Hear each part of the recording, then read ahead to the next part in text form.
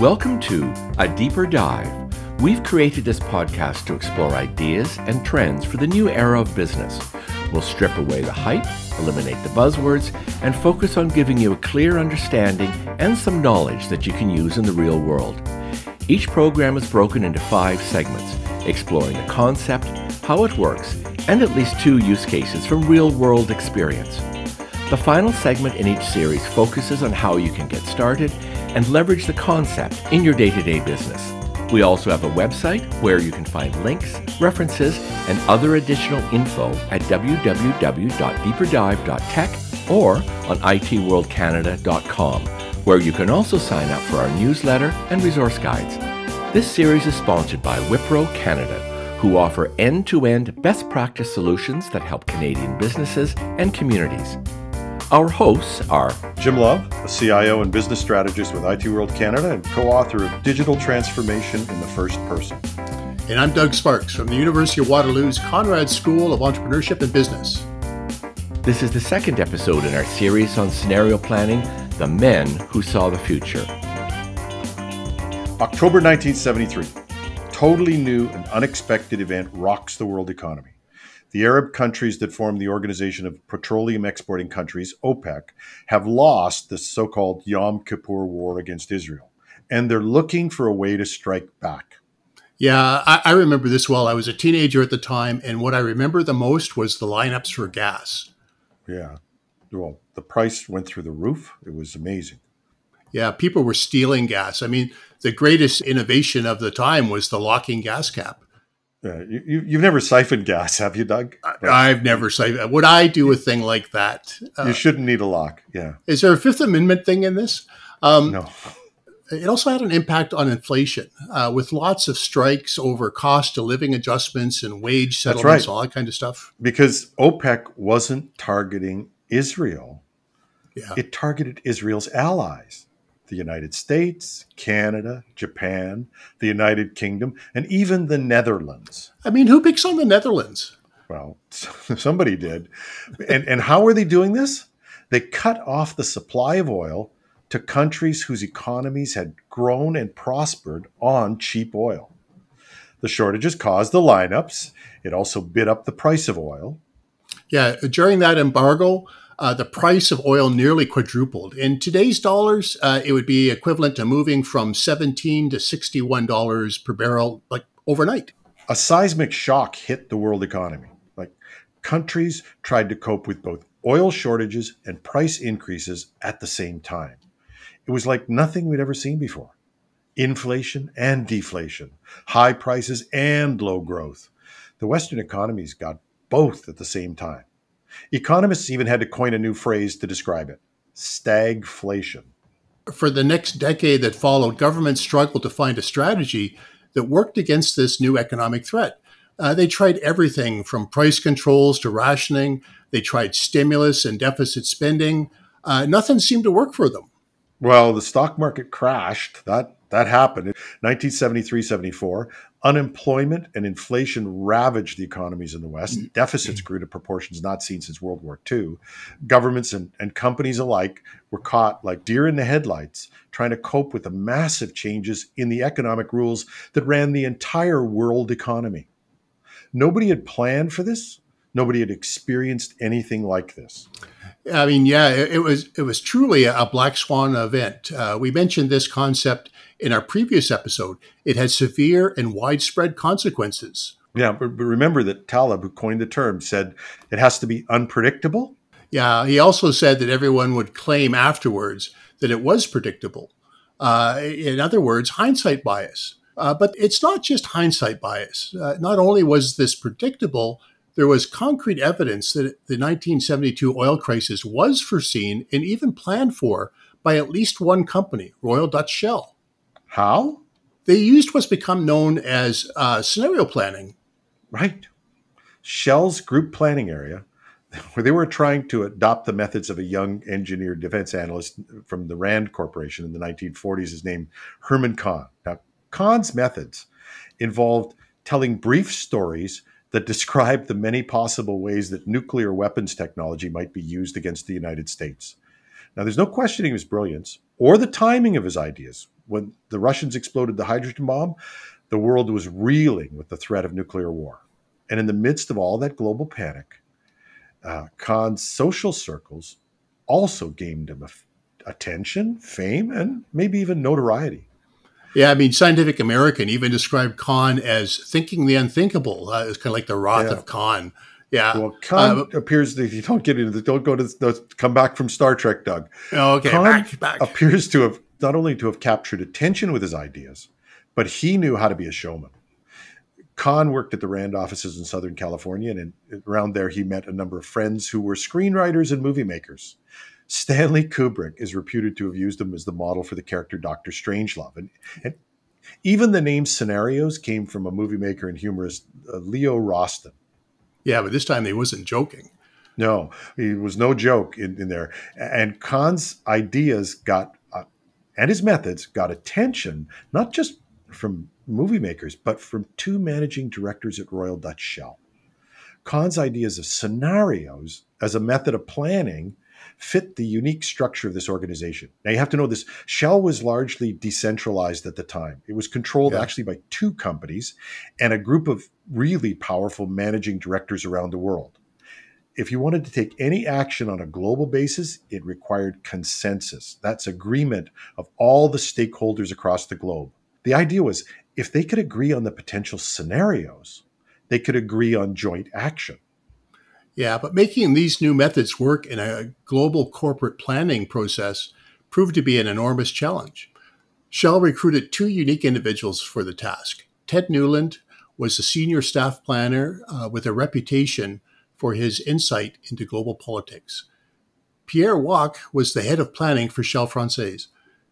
These two were brilliant, and for the conservative corporate culture of the 1950s, they were decidedly eccentric. Oh, yeah. Among many things, Wack was a student of the Sufi mystic G.I. Gurdjieff, and he surrounded himself with people he called free thinkers. But Newland, the economist, fit that perfectly.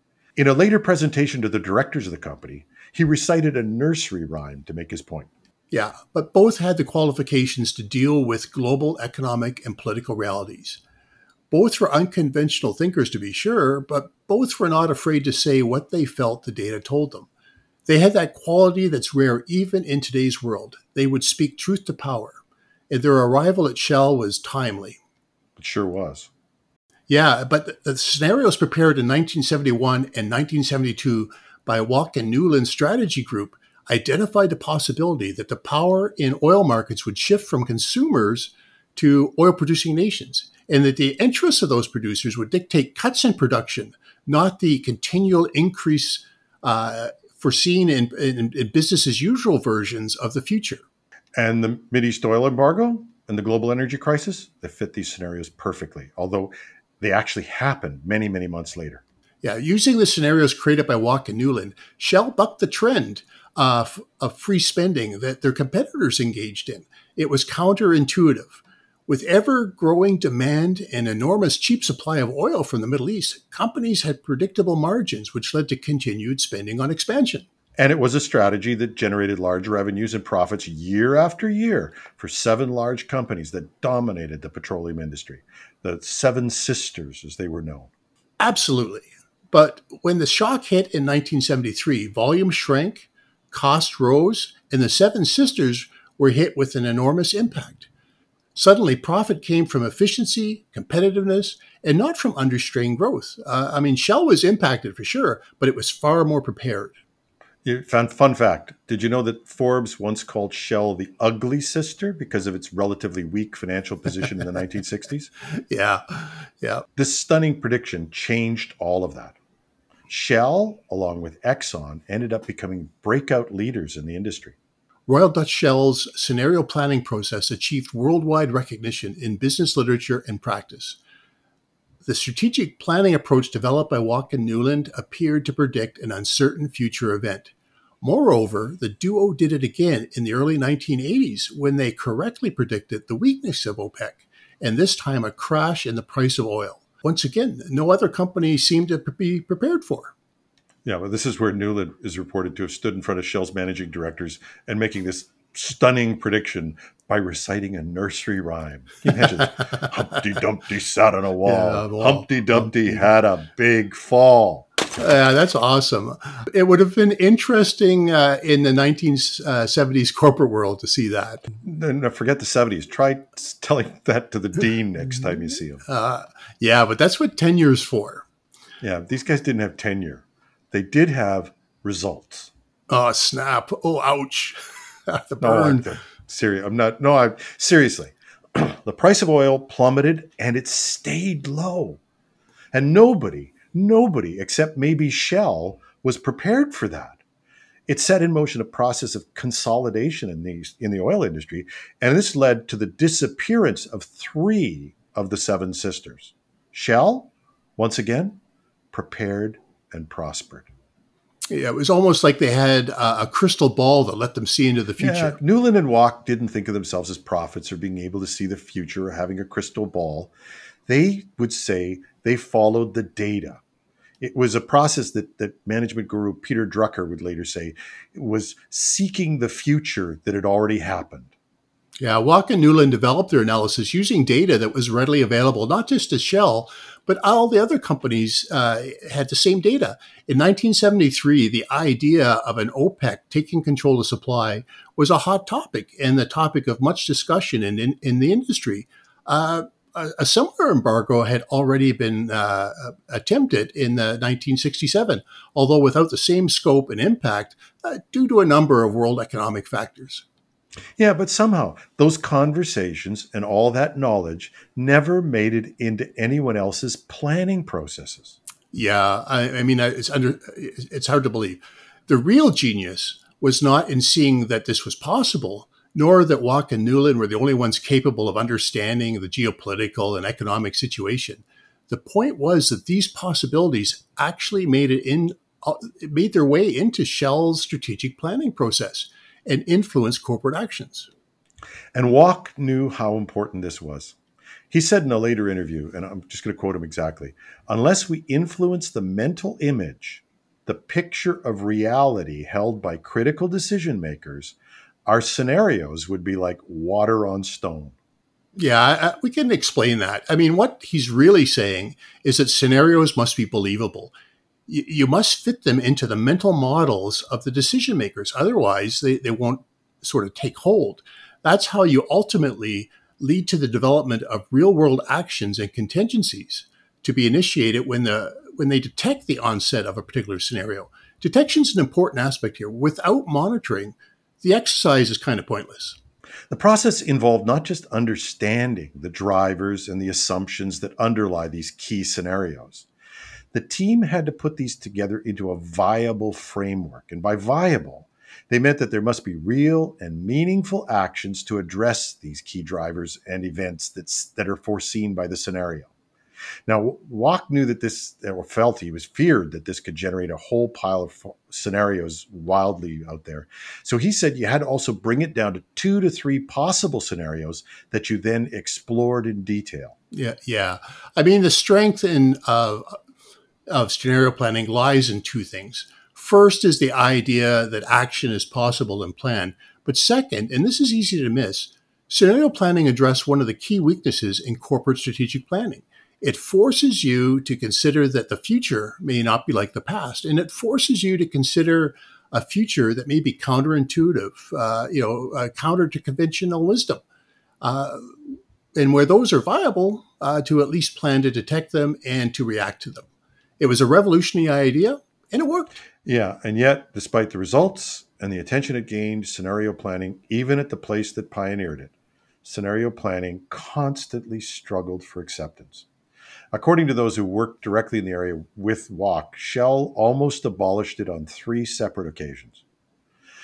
So Watt left Shell in the early 1980s to try and address this challenge, to try to find, again, using his words, what does it take to come up with scenarios that make people shed their natural defenses so they can understand and prepare for the futures that are inevitable if only they could spot the factors that create them? Yeah, over the years, Watt and Newland's work has been widely cited.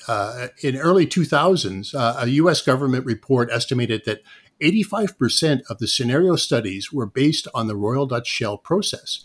And after 9/11, there was another upsurge in interest. And a Bain consulting report showed that 65% of companies plan to use scenario planning in 2011. But since the 1970s, there have been a number of global events that shook the world. Even in the past 20 years, 9/11, the dot-com collapse, the financial meltdown in 2009, the huge refugee crisis in 2015. Lots of people claimed to have predicted major events. But when you really dig into it, you find a lot of what you called hindsight bias. Yeah, well, like hindsight's 20/20, so they say, right? Yeah, right. Yeah.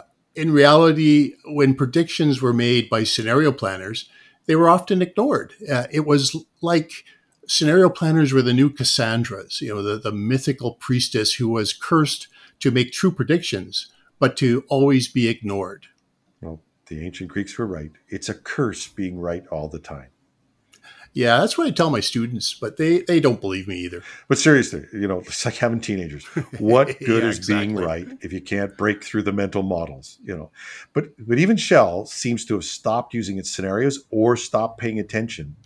After Walk left, they had a couple of really, really bad financial investments. And even worse, they had a public relations disaster when they intentionally, and I'm not exaggerating, when they intentionally tried to dispose of an oil storage facility by sinking it into the North Sea. That's hard to believe that their scenarios didn't address that one. Fortunately, a Greenpeace campaign stopped them, but only just. Yeah, hard to believe they didn't understand what public reaction would be. Yeah, exactly. Maybe the ancient Greek Aristotle was right. The understanding moves nothing. And we've kind of got a pattern going here. We've got ancient Greeks. We've got Aristotle, Cassandra. Well, the ancient Greeks rule. Shall inherit the earth. Yeah. But only after the corporate bad planners are done with it. Yeah. Well, maybe one thing we've learned from this pandemic is that maybe it's that we've reached the point where we can no longer ignore scenario planning. Yeah. It's not like we weren't already in a period of incredible technological change. Digital transformation was bringing wave after wave of change. Entire industries were devastated. We go back. Travel agents disappear at the wake of the internet. Taxis are hit by Uber, hotels by Airbnb. Everybody knows the stories. But the global pandemic comes along and accelerates the pace of digital transformation, if that's possible. It's somebody described it as a time machine that brought us years into the future. Yeah. I recently read an article in Fast Company, and that the headline was right spot on. And the headline was that we are approaching the fastest, deepest, most consequential technological disruption in history. And these technology disruptions will bring them with them a range of economic, social, political, and environmental shifts. And these will be at a level that we can't even comprehend yet. And we think that this is the only pandemic. What if it's one of many? And then there's the possible acceleration of climate change. Yeah. Political instability, as improbable as that might seem. Yeah, for real. And then generational change. It's hard to believe, but we could actually be going through an even more rapid and radical period of change in the next few years. We could see more of what Walk called global scenarios. Yeah, he even had called them rapids, and that's a perfect analogy for them. It's going to be fast, and it's going to be a rough ride, so strap yourselves in. And that's a great segue to our next two episodes. We're going to talk about scenario planning and some of the massive changes that could be on the horizon. And as our introduction, I'd like to quote one of the great business thinkers of the past 50 years. Peter Drucker? No, Randy Bachman. You ain't seen nothing yet. Okay. Thanks, gentlemen. In the next two installments, we'll deal with use cases in scenario planning, how it can work in the real world, and some real-life circumstances on how it has been or could be applied. And in our last segment, we'll give you a starter's guide to getting started with scenario planning in your company. Each of these episodes will be available in text, and we'll publish some key tools and resources. You'll find us on itworldcanada.com/deeperdive or at the podcast site deeperdive.tech. That's deeperdive.tech. This series is sponsored by Wipro Canada, who offer end-to-end best practice solutions that help Canadian businesses and communities. See you next time for our first case study, 3D printing. I'm James Roy.